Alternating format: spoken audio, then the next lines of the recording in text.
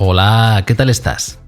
Hace unos días, el pasado 14 de junio, el escolapio Pedro Aguado recibía la consagración episcopal como nuevo obispo de Huesca y Jaca.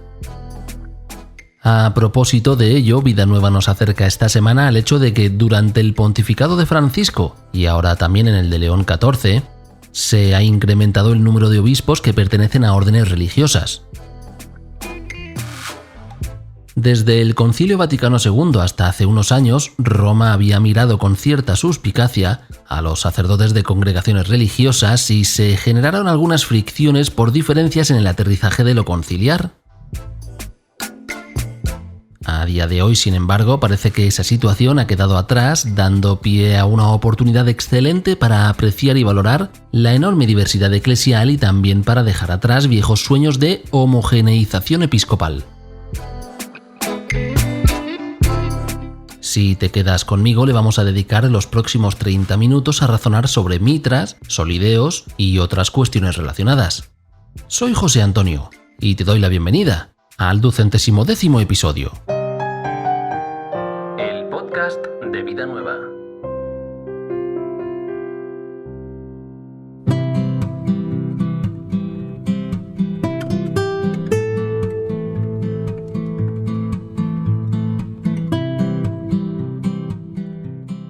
El anterior pontífice, Francisco, publicó la exhortación Evangelii Gaudium al poco de estrenarse como obispo de Roma. En ese texto plasmó la mayoría de lo que después sería todo su desempeño como pastor. Allí hablaba sobre la evangelización con olor a oveja y sobre el buen pastor, pero no solo como aquel que da la vida por sus ovejas, sino como quien encuentra a la oveja perdida y la reintegra en el rebaño. Por supuesto, no estoy diciendo ni insinuando que la vida religiosa haya sido una oveja perdida en el episcopado. Sin embargo, en cierto sentido, esa imagen sí que podría llevarnos a pensar en la reintegración progresiva que se produjo de sacerdotes de congregaciones religiosas incorporados al orden de los obispos durante la etapa de Francisco al frente de la Iglesia. En España, dicho aumento se traduce en que el 10% del total de obispos pertenece a algún instituto religioso. Uno de tales obispos, el cisterciense Octavi Vilà, obispo de Girona, comparte con Vida Nueva lo que la vida religiosa puede aportar al conjunto de los obispos.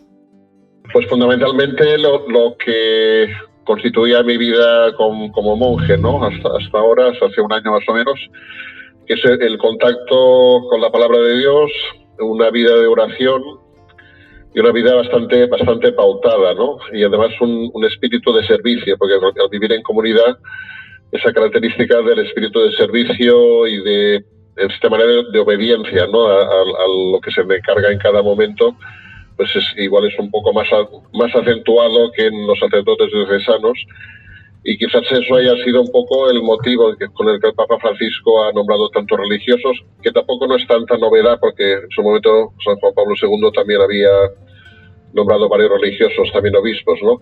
Y también un aspecto ese de la universalidad y la diversidad de carismas de la Iglesia, que creo que también es importante.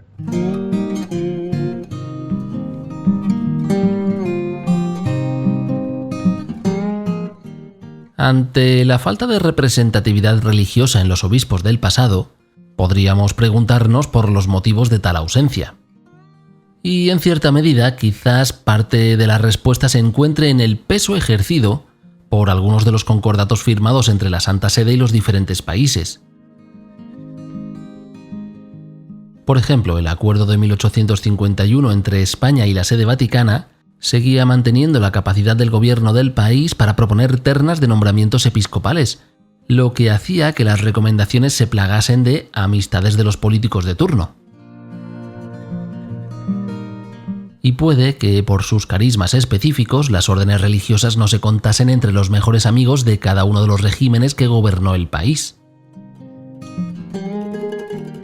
En la España de aquella época, los nuncios tuvieron muchas dificultades para ejercer sus funciones, hasta tal punto que entre los años 1855 y 1857 no hubo ni un solo nombramiento pontificio. Fíjate que en su momento el nuncio Barili incluso se quejó de la lentitud y complejidad del sistema español de nombramientos episcopales y se tuvo que apoyar muchas veces en el padre Claret por la estrecha relación que mantenía con la reina.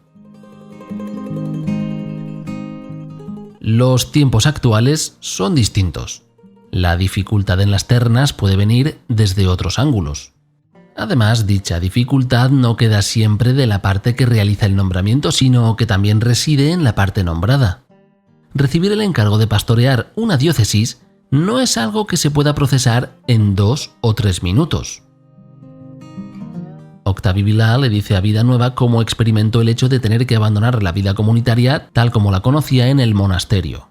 3 y 4 y 5, sí lo pensé, porque el cambio era considerable. Además, un poco discernir, ¿no? Porque en mi caso una vocación de monástica y luego ya la elección por la parte de la comunidad al servicio de abad, pues un poco la responsabilidad de lo que la comunidad te ha encomendado, ¿no? Que es un servicio más, ¿no? Entonces, discernir que en ese momento el Señor te pide otra cosa distinta, pues no es una cosa bastante fácil, ¿no? Uno entra al monasterio buscando una vida ya pautada y más o menos que siempre será la misma y las novedades pues no entran en ese programa de vida.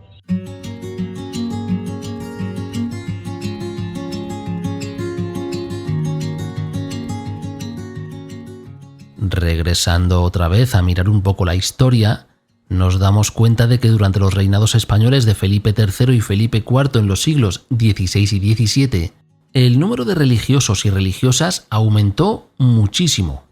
De hecho, había incontables críticas públicas porque muchos hombres y mujeres ingresaban en congregaciones para conseguir suficiente alimento para comer y no por una auténtica devoción cristiana. Es más, esa abundancia religiosa se traducía también en las sedes episcopales. En tiempos de Felipe IV, hasta 24 obispados estaban regidos al mismo tiempo por pastores dominicos, aunque a medida que avanzó su reinado, la situación fue cambiando. Como el monarca tenía muchos compromisos militares para expandir las fronteras o defender las que ya poseía, aumentó la demanda fiscal, lo que también incluía a la Iglesia. Como eso traía consigo mayores problemas, muchos candidatos comenzaron a decir que no a las ordenaciones. En 1663, 9 obispos castellanos no quisieron ser promocionados. De hecho, en un período de 9 años hubo hasta 21 negativas. Llaman la atención tales argumentos de rechazo cuando los comparamos con la aceptación que decía el obispo Octavi Vilá, aun cuando existen dificultades internas. Vilá seguía hablando con Vida Nueva de este modo. Bueno, eso es cierto, ¿no? Que ciertos aspectos de la vida diocesana, especialmente esos que mencionabas ahora de la vida parroquial, etcétera, pues uno no los domina. Sí que domina, en cambio, otros más de la vida comunitaria, de compartir, digamos, un camino de fe con un colectivo concreto, eso sí, ¿no? Y hay que intentar suplir pues las carencias de las que uno parte, pero en eso también está el trabajo, que en ese momento se llama más sinodal, pero de colegialidad en una diócesis, pues con los diversos sacerdotes, el Consejo Episcopal, etcétera, pues un trabajo entre todos. Tampoco no es una cosa únicamente personal del obispo, sino que es un trabajo en común. Es interesante esta mención que hace el obispo Vilá sobre el funcionamiento sinodal de la Iglesia, al indicar que el trabajo no recae solo sobre el obispo. Es signo de cierto cambio de mentalidad que no siempre ha existido en el episcopado. Por ejemplo, en varios momentos de su dilatada carrera, el historiador Juan María Laboa hacía una valoración sobre la aportación de los obispos españoles al Concilio Vaticano II, quienes participaron activamente de principio a fin. Aun cuando las intervenciones fueron abundantes, la influencia episcopal española fue más bien escasa. ¿Por qué? Laboa decía que, en esencia, por su actitud recelosa hacia el ecumenismo, hacia la libertad religiosa, y después de que hubiera sido redactada, también hacia la Constitución pastoral Gaudium et Spes. El historiador decía lo siguiente: El anuncio de la Asamblea Conciliar en 1959 pilló desprevenidos a los obispos españoles y a los católicos en general. Eran conscientes del significado e importancia de un concilio, pero dio la impresión de que no les resultaba muy claro para qué podía servir su celebración en ese momento concreto. Todas las cartas pastorales e instrucciones publicadas en los meses siguientes se caracterizaron por un tono piadoso y genérico, sin que apareciese un proyecto o algunas ideas y sugerencias que pudieran ser desarrolladas en la futura reunión. Sin alcanzar la dimensión de un concilio ecuménico, quizás no estaríamos errando mucho al decir que el sínodo de la sinodalidad por parte de Francisco también pilló a muchos obispos por sorpresa, y eso que el pontífice ya llevaba unos 10 años lanzando mensajes sobre el cambio de mentalidad. En el testimonio compartido por el obispo Vilá con Vida Nueva, hemos escuchado sobre el aporte específico que puede realizar la vida religiosa al conjunto del episcopado. A día de hoy, ¿estamos en condiciones de afirmar que esa opinión es compartida por todos los obispos que no pertenecen a congregaciones religiosas? Lo pregunto porque muchas veces se pone sobre la mesa la riqueza que supone la enorme diversidad que existe dentro de la Iglesia Católica, con una infinidad de carismas y vocaciones. Ahora bien, dicha riqueza es ficticia o cae en saco roto cuando existe un tope a nivel del episcopado. Durante ese tiempo en que la mayoría de obispos eran de pensamiento homogéneo, cualquier rastro de diversidad era borrado porque había que ajustarse a una vivencia de la buena noticia dentro de un único marco de pensamiento con límites marcados, remarcados y hasta reforzados. La sinodalidad, por su parte, implica un modo de ser iglesia distinto. Es el obispo quien se inserta en el pueblo de Dios y no al contrario, donde todo el pueblo de Dios debía apretarse para caber en la cosmovisión de su pastor, por limitada o rígida que ésta fuera. Otro obispo que tiene claro el cambio de mentalidad es el agustino recoleto Francisco Javier Acero, quien desempeña su responsabilidad episcopal en México. El religioso dice lo siguiente: muy contento de estar allá en México y muy agradecido, aprendiendo hoy de la gente que este es el tesoro escondido y por eso pues es un tesoro pues realmente tremendo y apasionante el de servir al pueblo de Dios, porque el mismo pueblo de Dios te asienta, te hace vivir la realidad, servir delante, en medio, detrás, pero estar ahí con el pueblo de Dios, ser cercano al pueblo de Dios. Para mí, una universidad de la vida. Y bueno, siempre desde la disponibilidad, creo que pues estoy en un momento de mi sacerdocio viviéndolo con el pueblo de Dios y en esta sintonía que nos invita el Papa Francisco de la sinodalidad, del caminar juntos en una vicaría de laicos en el mundo, que es la que pues me toca ahí acompañar, en donde llevamos migrantes, todo lo que hace la Iglesia hacia afuera, que es mucho y que a veces no solemos contar o no sabemos narrarlo. Normalmente nos fijamos más en los árboles talados y no en el hermoso bosque que hay. Nos fijamos más en aquellos sacerdotes que cometieron delitos perversos, tanto civiles como canónicos, pero no nos fijamos en la inmensidad de sacerdotes que se entregan cada día por la Iglesia en silencio. Y esos pues los que nos dan ejemplo para seguir hasta que Dios quiera en este camino y en este sacerdocio.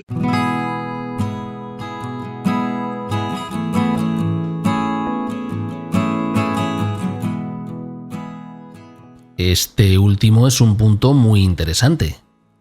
El obispo que tiene a otros presbíteros como referencia para poder servir mejor, que es algo muy alejado del obispo que se coloca a sí mismo como referente y modelo diocesano, al que deben aspirar el resto de pastores bajo su cuidado.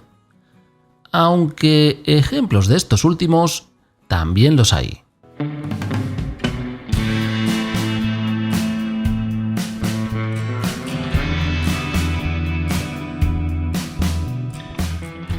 Además del análisis episcopal sobre los obispos que pertenecen a congregaciones religiosas, esta semana Vida Nueva trae en sus páginas mucha otra información.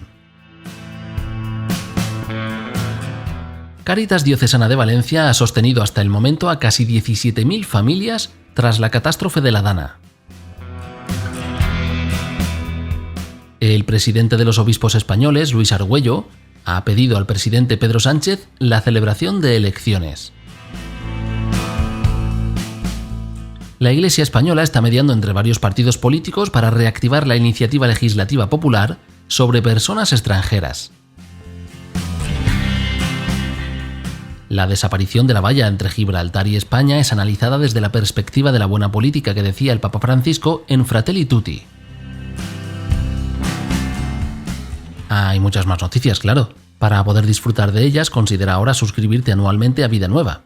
De este modo tendrás acceso desde cualquier parte del mundo a los 47 números que se publican cada año. Para saber cómo hacerlo, visita vidanuevadigital.com/suscripciones.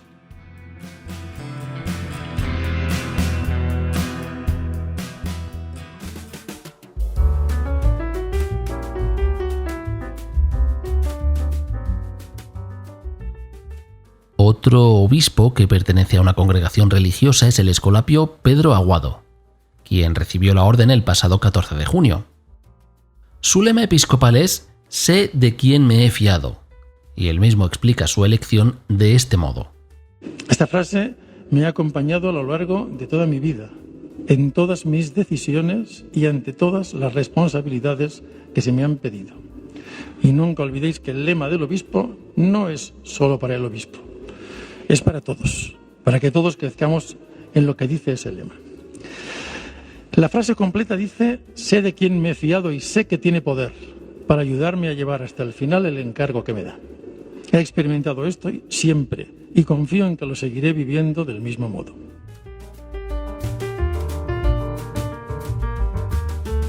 Ese sé de quién me he fiado nos lanza la mirada hacia la exhortación Gaudete et Exsultate sobre la santidad.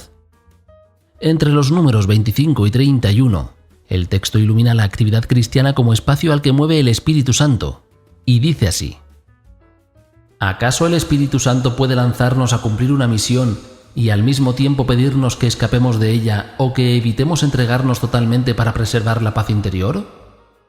Sin embargo, a veces tenemos la tentación de relegar la entrega pastoral o el compromiso en el mundo a un lugar secundario, como si fueran distracciones en el camino de la santificación y de la paz interior. Se olvida que no es que la vida tenga una misión, sino que es la misión. Vivir es la misión. Una vida llena de gozos, esperanzas, tristezas y angustias para la que es imprescindible desarrollar esa confianza a la que también llamamos fe. Es precisamente desde esa posición de saber en quién se deposita la confianza que Pedro Aguado se presentaba de este modo delante del pueblo que va a pastorear. Caminar juntos. La palabra sínodo significa exactamente eso, caminar juntos. Y es esto lo que quiero deciros a todos en este momento. Es muy curioso, una casualidad, pero sin es una palabra griega que significa exactamente con. Esta es la clave de lo que tenemos que hacer. Lo que quiero deciros es algo que es bueno que lo escuchéis, que yo no estoy preparado para esto, ni tengo un programa establecido. Y pensaréis, pues vaya, obispo que nos han mandado, ni está preparado ni tiene programa, estamos apañados. Pues es cierto, gracias a Dios. No sé si algún obispo aquí presente se sentía preparado para esta responsabilidad. Yo, desde luego, no. Y me alegro de poder decirlo públicamente. Porque así podré aprender con vosotros. Y además no tengo un programa establecido, gracias a Dios. No conozco la realidad de nuestras diócesis. Sería un grave error venir con un programa previo, alejado de la vida real de la comunidad. Por eso, mi opción es aprender y caminar junto a vosotros para poder hacer planes certeros y llevarlos adelante. Esto y no otra cosa es la Iglesia sinodal que queremos construir.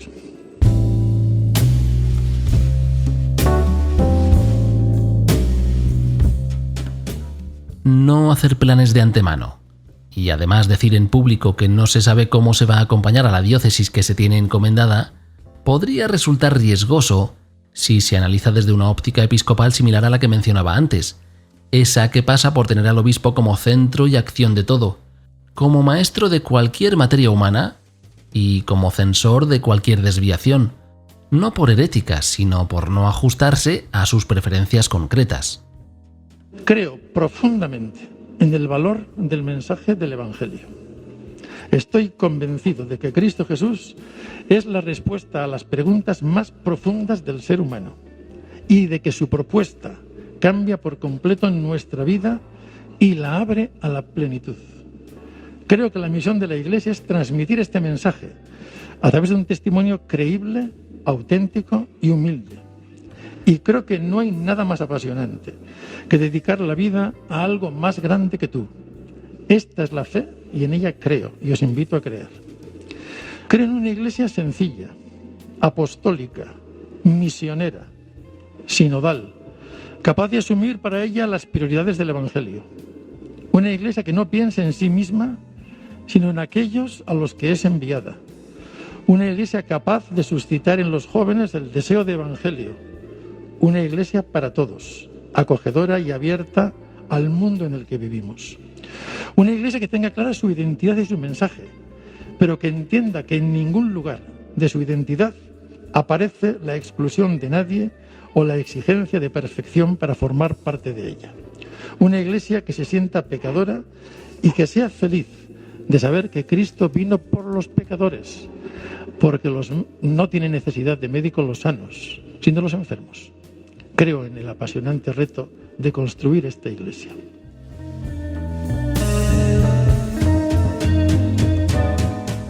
Construir la Iglesia es una expresión que siempre me ha gustado.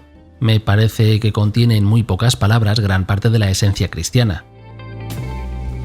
Hablar de Iglesia es hablar de una asamblea, y su construcción es un proceso que implica personalmente.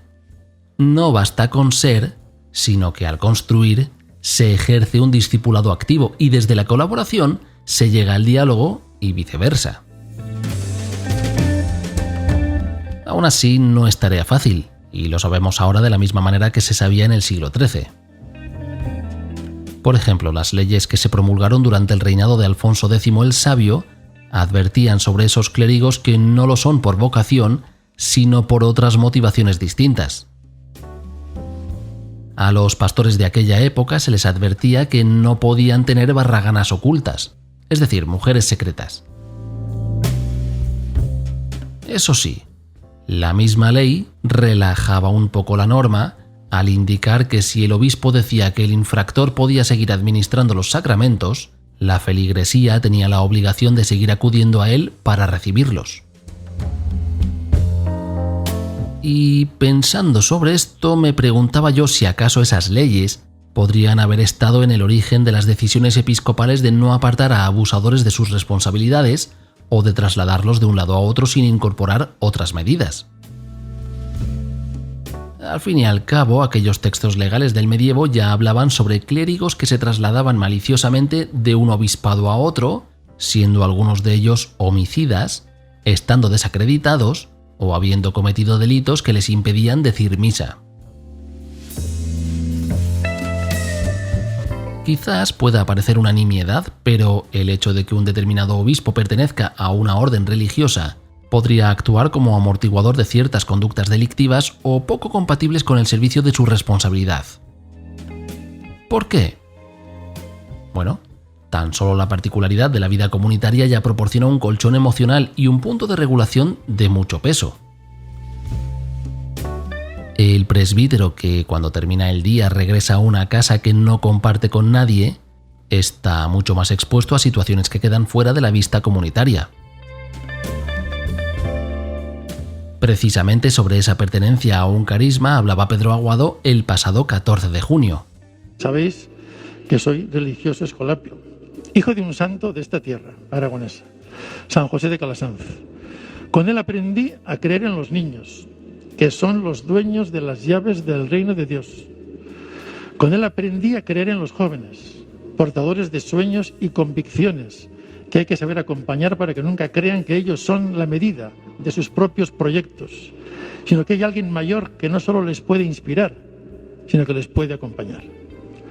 Con él aprendí a creer en los pobres, porque con ellos se identificó Cristo para siempre.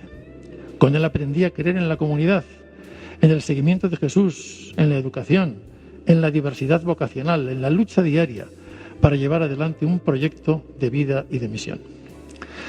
Por todo esto, quiero que sepáis que tenéis un obispo contento de no estar preparado, pero convencido de lo que tiene que aprender y hacer. Termino esta intervención repitiendo las palabras de Pablo a su discípulo Timoteo. Sé bien en quién he puesto mi confianza y estoy convencido de que él es capaz de conservar hasta el final el encargo que me ha dado.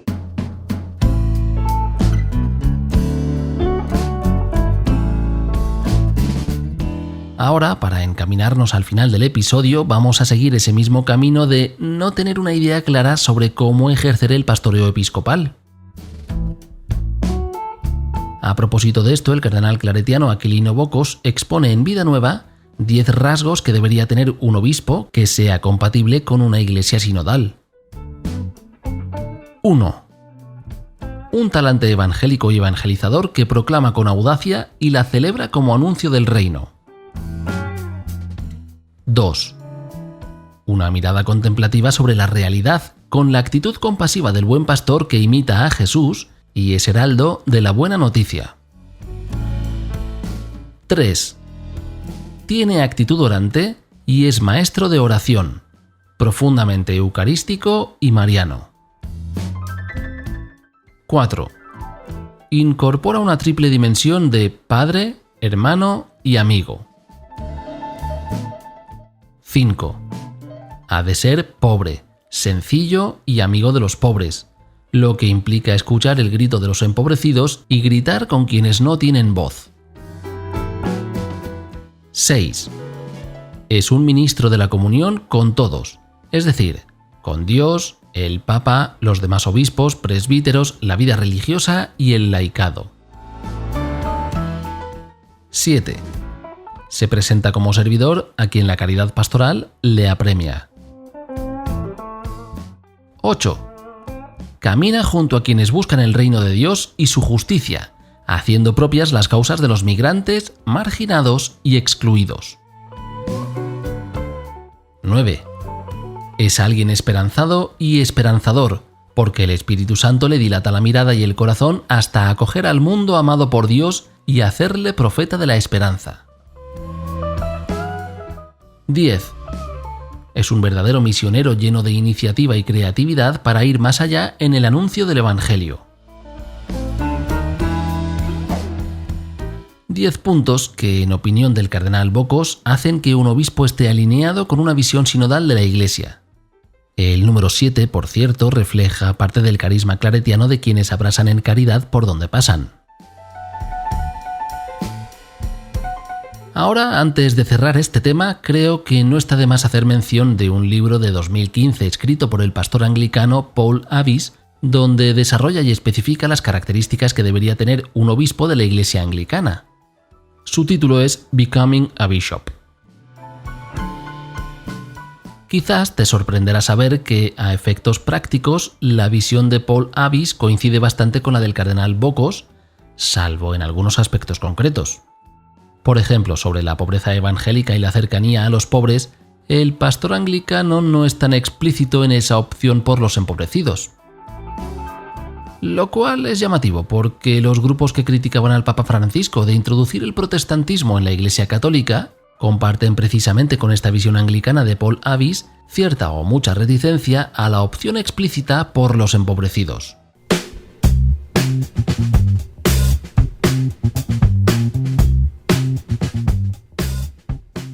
Durante la última semana han pasado bastantes cosas en la realidad eclesial y mundial. Las hemos podido leer en el portal de Vida Nueva. El plan antiabusos que había anunciado el gobierno de España permanece congelado. No hay indemnizaciones a la vista ni un acto público de perdón, aunque ya ha pasado un año desde el anuncio del ministro Félix Bolaños. Ayuda a la Iglesia necesitada ha contribuido a aliviar el sufrimiento de la guerra en Ucrania con más de 25 millones de euros. Los agustinos en Colombia han reportado que un joven sacerdote lleva desaparecido desde el pasado martes 17, cuando su furgoneta fue encontrada abandonada. Patricia Hualinga, vicepresidenta de la CEAMA, se ha incorporado al Foro Permanente de la ONU para las Cuestiones Indígenas. El cardenal franciscano Dominique Joseph Mathieu, arzobispo de Teherán, pide oraciones para que ambas partes del conflicto regresen a la mesa de negociaciones. Estas y otras noticias puedes leerlas en vidanuevadigital.com.